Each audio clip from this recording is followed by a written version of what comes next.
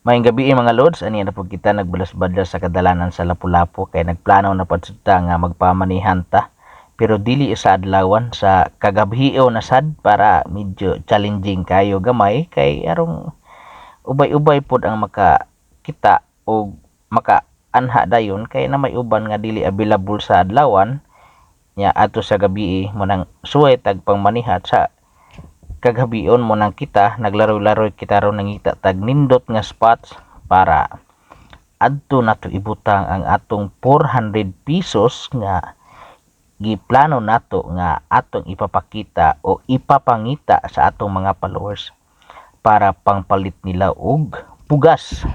kay nasayod na kita nga ang bugas labing kinahanglanon kayo. Bahala gamay sudan basta nay bugas daog na pwede gina suwaan og kanang patis niya sa gulan gamay kuan asin na daog na karon para palit bugas para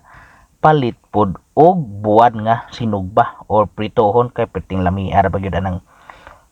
init nga kanon niya parisan og buwan nga sinugba or init labi na naay utang gagamay nga kamunggay so pagkalamian na magyud mo nang kita mga lords